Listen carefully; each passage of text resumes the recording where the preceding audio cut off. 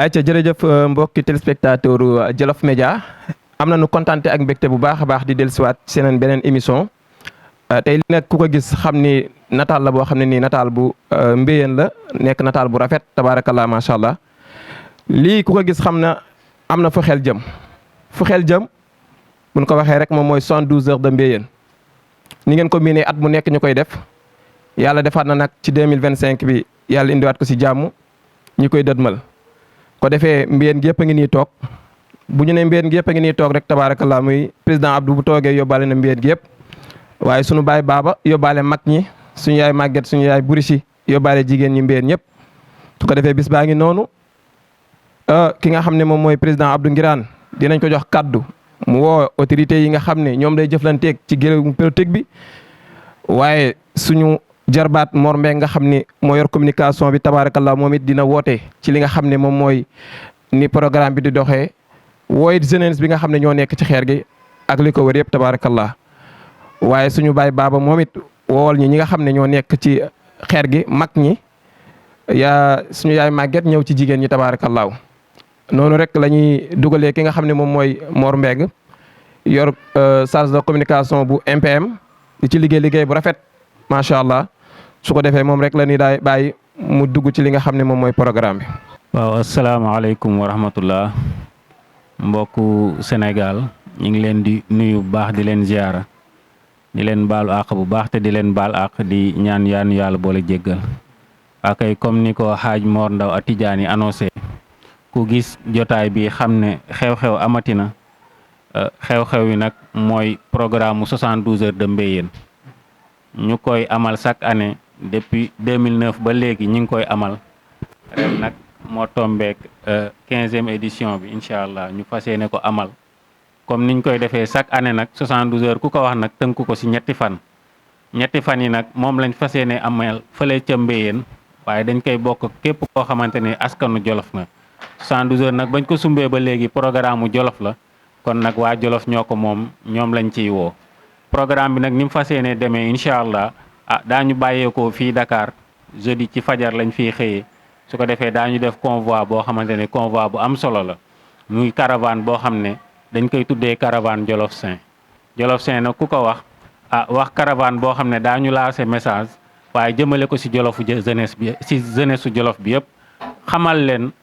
fi àdduna toll ak taxawaay bi nga xam ne jeunesse war na koo am ci wàllu environnement ci wàllu santé ak ci wàllu éducation jeunesse bu sen nag mooy porteur de développement message boobu la ñuy lancé chaque année ci caravane bi ñuy def kon fii la ñuy bàyyeekoo Dakar su ko defee wutali Jolof incha allah suñu yeggee nag jeudi daañu noppalu programme bi nag si 3 fan la waaye dafa am àjjuma gi day doon programme bu chargé moo tax benn match demi-finale bu fa waroon am moom la ñuy ubbee su ko defee jeudi incha allah moom la ñu amal premier demi-finale bi demi-finale boobu sax dinaa ci yegg siwaat ci biir kàddu gën leen ko leeralal waaye programme bi dëgg mi ngi koy lancé si àjjuma ci suba gi bu ñu xëyee nag àjjuma journée religieuse la ku ne xam na ne diine lañ ñu yar diine la ñu mag ñi jàngal ci la ñu tette diine la ñu jiital ci yëpp ñu xëyee incha allah àjjuma ci suba dinañ def wàcce kaamil su ko defee ñu ñaanal mag ñi nga xam ne ñoom ñoo tëdd Jolof fàttaliku leen ci liggéey bi nga xam ne mooy liggéey bi am solo bi ñu def ba ñu mën a jot ci mbir yi ñoom la ñuy ñaanal bu ñu leen ñaanalee ba noppi nag daañ fa def waxtaan suñu biir diine fàttalante waaye gën a doolente incha allah waxtaan boobu nag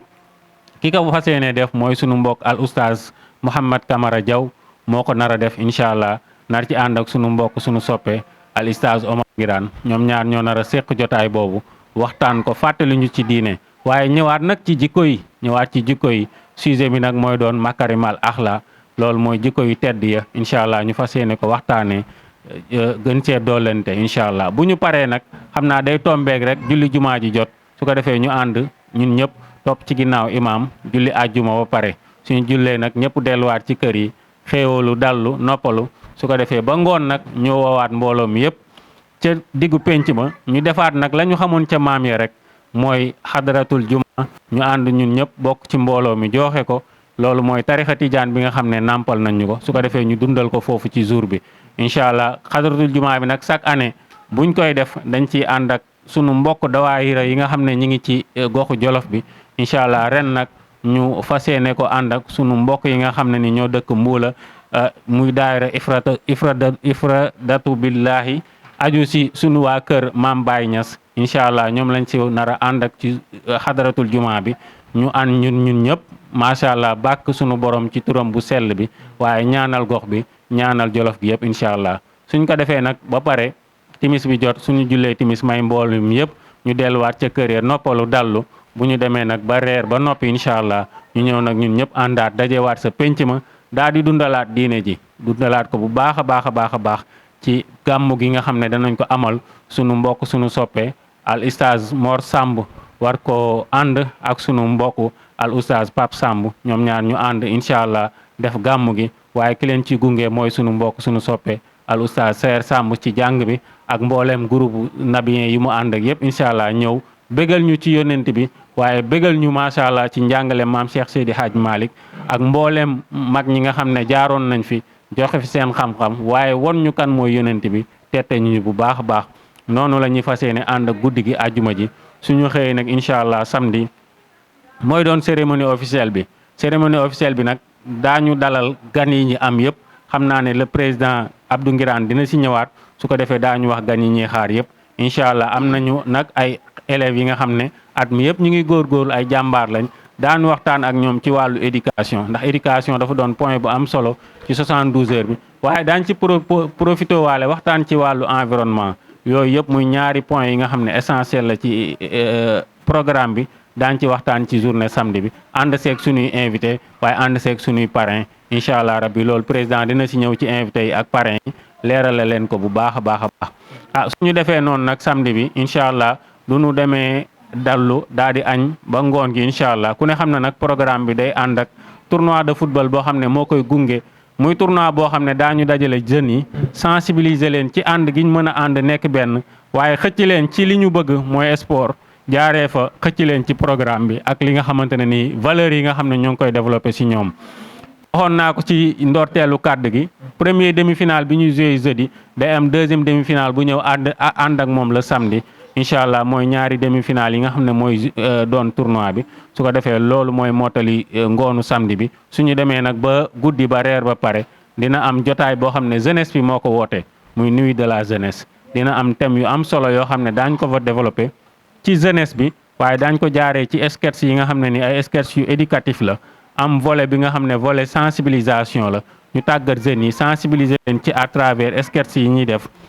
waaye waxtaan ak ñoom ci seen éducation waxtaan ak ñoom ci tolluwaayu jamono loolu incha allah loolu la ñuy tëjee guddi samedi bi waaye journée samedi bi su ko defee nag suñu xëyee incha allah dimanche mooy doon dernière journée 72 heures bi dimanche nag dañ ko beral loxo wàllu santé ku ne xam na ni gox bu toll ni Mbéyeen ak ci Jolof fu mu nekk mu mel ni village du Sénégal yëpp wàllu santé dafa xaw a des tuuti dafa xaw a néew doole côté boobu chaque année dañuy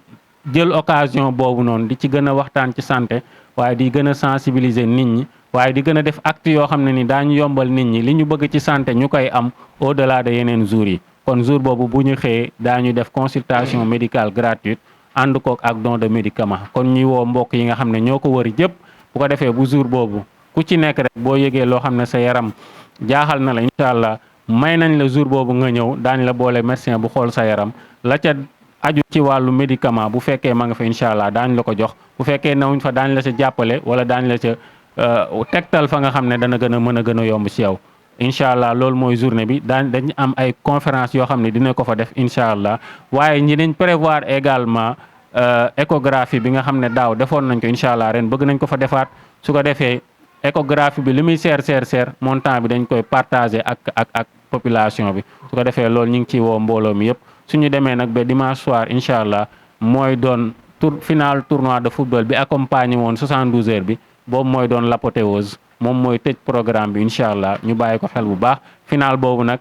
ren ñu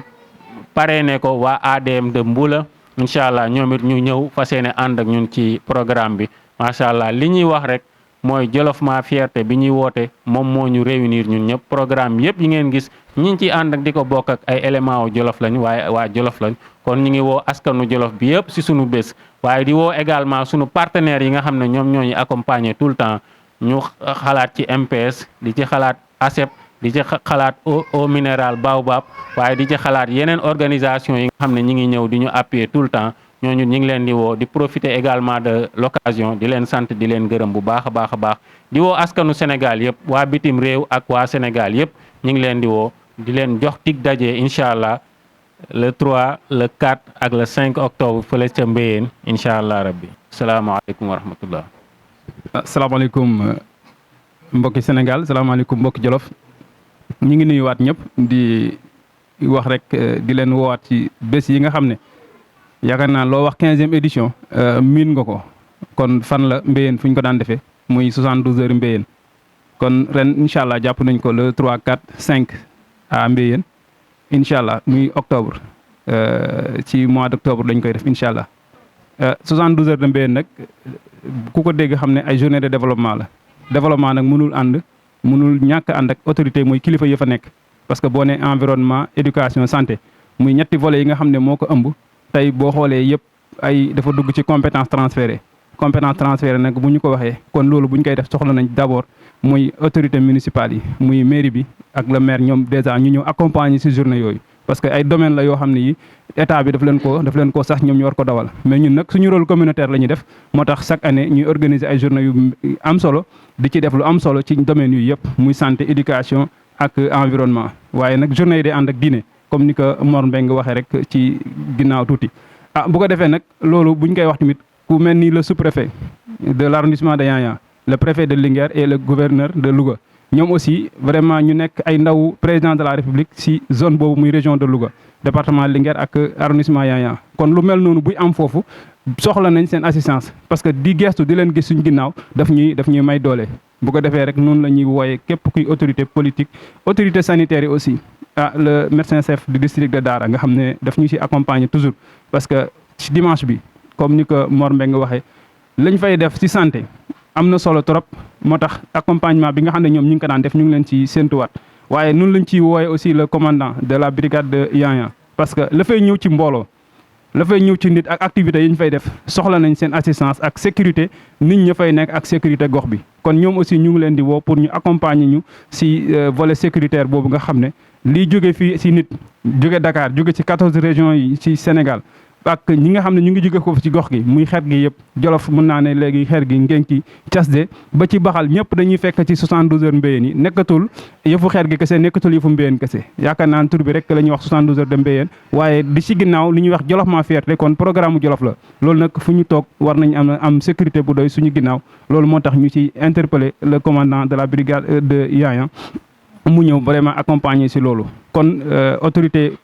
politique autorité administrative autorité religieuse yëpp parce que boo xoolee ci diine lañ koy commencé moo tax képp kuy kilifa diine rek ci gox bi wala ci Sénégal ñu ngi lay lancé waat appel nga ñëw accompagner si parce que vendredi bi ba ñu xëyee ba bët set lépp ci diine la ñu nekk comme ni ko kii waxee ci programme bi kon loolu ñu ngi ciy lancé appel vraiment Sénégal ñëpp képp koo xam ne rek commencé ci président de la République ba ci ñi nga xam ne ñoo nekk au niveau local kon muy autorité déconcentrée ak autorité décentralisée bàyyiwuñu kenn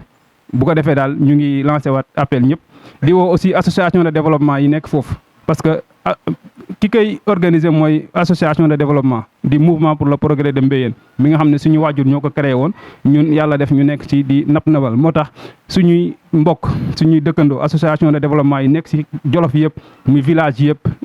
association départementale association régionale képp koo xam ne yaa ngi yëngatu ci développement wala association yi nga xam ne ñu ngi yëngatu ci environnement wala santé wala éducation donc ñu ngi leen di lancer appel noonu la ñuy lancer appel ONG ak structures yi nga xam ne ñu ngi yëngatu ci développement képp kuy acteur de développement muy individuel wala collectif yaakaar naa ne soxla nañ la ci bés yooyu ñu ànd ci ak yow muy 3 journées yooyu muy journée yoo xam ni nag dañ ciy lancer rek activités yi mais ci 12 mois yi la ñuy dérouler vraiment activités yi nga xam ne ñu ngi ci ànd ak suñuy partenaires yi nga xam ne mën nañ ci continuer donc lépp luy développement rek danañ ko waxtaanee ci bés yooyu mais après tamit danañ fexe ba nga xam ne bi si gox bi fañ ko doon defee ak li ko wër yëpp mu am ay jeexital yoo xam ne yi seen dundin dina changer seen nekkin dina changer mais aussi sensibilisation dina fa am ba nga xam ne bi ci côté environnement wala ci côté santé wala ci côté éducation dina changer doxalinu ña fa nekk ak doxalitu ñi nga xam ne ñëw nañ fekke ko kon ci loolu la ñuy tënk wax ji rek di leen invité waat ñëpp di ñaan yàlla ñu fekk ko ci jàmm ak salaam waaye daal tàllal nañ loxo ñëpp muy partenaire muy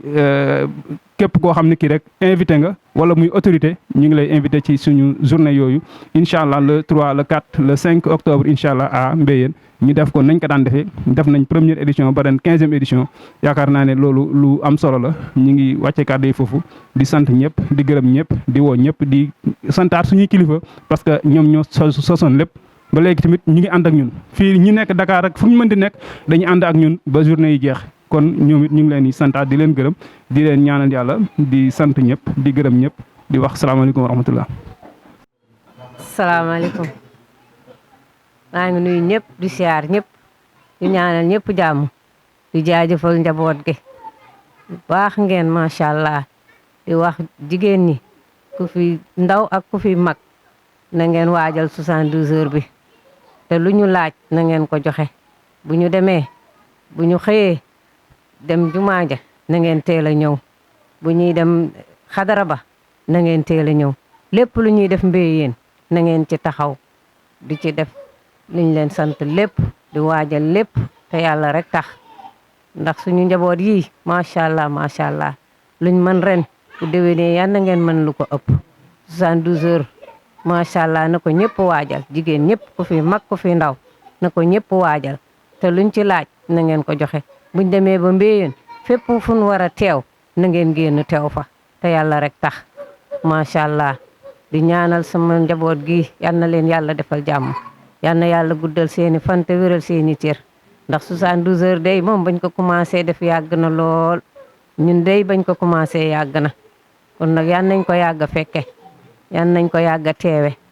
lépp lu ci waay def yal na la yàlla yokk ba nga yëg ko ci darajay Muhammad sallallahu alayhi wa sallam macha allah jigéen ñi na ngeen góorgóorlu bu baax a baax teew te lépp lu ñuy def ca Mbéyeen ngeen teew ca teel a dem teel a déglu teel a def lépp te yàlla rek tax ku fi ndaw ku fi mag na nga teew bu ñu dem ca jumaa ja suba gi na ngeen teel a ñëw teew bu ñu xadara na ngeen teel a ñëw teew